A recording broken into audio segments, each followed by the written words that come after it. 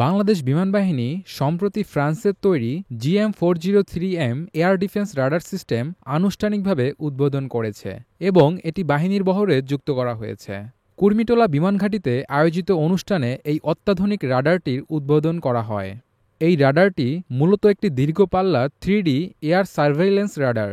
যদিও এর প্রকৃত কার্যক্ষমতা প্রায় 600 কিলোমিটার পর্যন্ত বিস্তৃত, তবে এর উল্লেখযোগ্য বৈশিষ্ট্য হল স্বল্প উচ্চতায় থাকা ড্রোন, হেলিকপ্টার এবং যুদ্ধবিমান থেকে শুরু করে 30 কিলোমিটার উচ্চতায় থাকা ট্যাকটিক্যাল ব্যালিস্টিক মিসাইল শনাক্ত করতে সক্ষম। রাডারটিতে রয়েছে উন্নত AI অ্যালগরিদম, যা টার্গেট শনাক্তকরণ এবং শ্রেণীবিন্যাসে সহায়তা করে। এটি মাত্র 0.01 মিটার স্কয়ার RCS সম্পন্ন ছোট টার্গেটকে 100 কিলোমিটার দূর থেকে এবং ব্যালিস্টিক মিসাইলকে প্রায় 200 কিলোমিটার দূর থেকে শনাক্ত করতে পারে। একসাথে প্রায় 1000টি লক্ষ্যবস্তু শনাক্ত করতে সক্ষম এই রাডারটি IFF সিস্টেমের সাথে ইন্টিগ্রেটেড, যা মিত্র ও শত্রুদের টার্গেট আলাদা করতে সহায়তা করে। মাত্র 4 থেকে 6 জন ক্রু মিলে আধা ঘন্টা থেকে 1 ঘন্টার মধ্যে এই মোবাইল রাডারটি সম্পূর্ণরূপে স্থাপন করতে পারে। আগে থেকেই রাডার প্ল্যাটফর্ম প্রস্তুত থাকলে সময় আরও কম লাগে।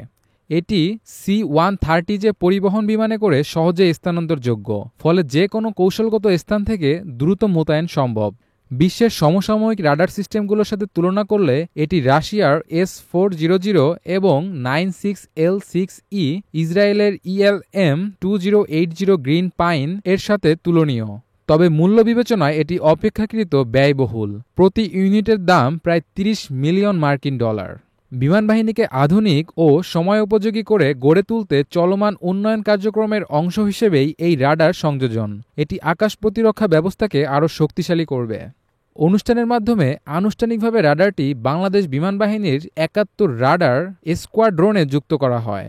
এর সাহায্যে 500+ কিলোমিটার পর্যন্ত বিস্তৃত এলাকার আকাশসীমা নজরদারিতে রাখা সম্ভব হবে।